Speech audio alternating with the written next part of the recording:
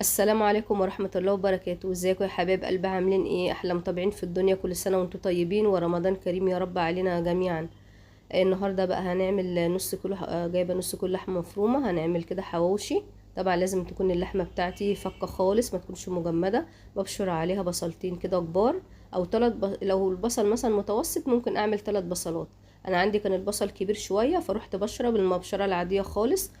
بصلتين كبار، وبروح نازله بشويه ملح كده زي ما انتم شايفين.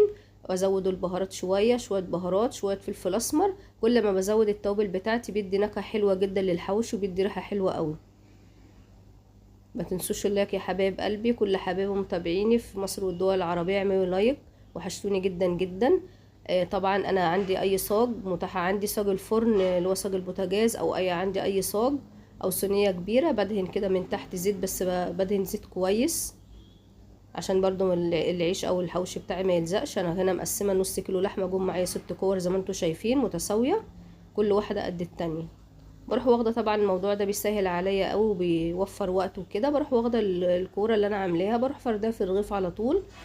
بفردها كده، وبرضو بدهنها زيت من جوه تمام، وبدهن برضو العيش من فوق ومن تحت زيت كويس جدا. كل ما بدهنه زيت كويس بيطلع بيبقى طري، وبيبقى اللون بتاعه ذهبي وجميل قوي زي ما انتم شايفين كده معايا.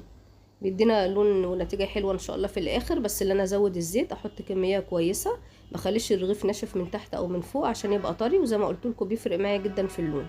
يا ريت بقى يا حبايب قلبي اللي بيشوفني لاول مره يا ريت يعمل لايك واشتراك في القناه، ويفعل الجرس على الكل عشان يوصلوا ان شاء الله كل جديد باذن الله. وادعوا لي بقى ان انا عشان بس المبشر بتاعي محظور، ادعوا لي ان ربنا يفرجها كده ان شاء الله قريب، والمشكله دي تتحل، وهبقى موجوده معاكم باذن الله يوميا زي ما عودتكم، ان انا كل يوم ابقى موجوده معاكم واطمن على حبايبي وكده.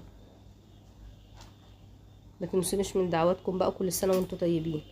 طبعا خلصت عندي ال6 رغيفه كلهم، هو جه حوالي اهو 6 زي ما انتم شايفين كده. طبعا دهناه زيت كويس جدا من فوق.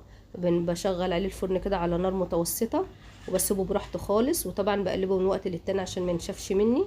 زي ما انتم شايفين كده، او انا قلبته كده على الناحيه التانية. بقلبه كده، بمسكه بتمكن بس من مسكته، بمسكه مثلا بحاجه من تحت وحاجه من فوق، على اساس ان هو بيبقى سخن جدا. فخلي بالكم يا جماعه، ما اعرفش ان انا اقلبه بحاجه واحده، لازم حاجتين كده مع بعض زي ما انتم شايفين، على اساس ان انا امسكه كويس وبرده ما يحرقش ايدي وكده.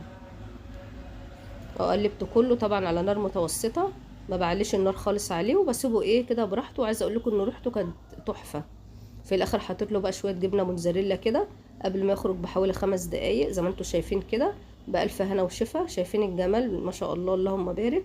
جربوه ان شاء الله وهيطلع معاكم كويس جدا، واشوفكم على خير ان شاء الله في فيديو جديد.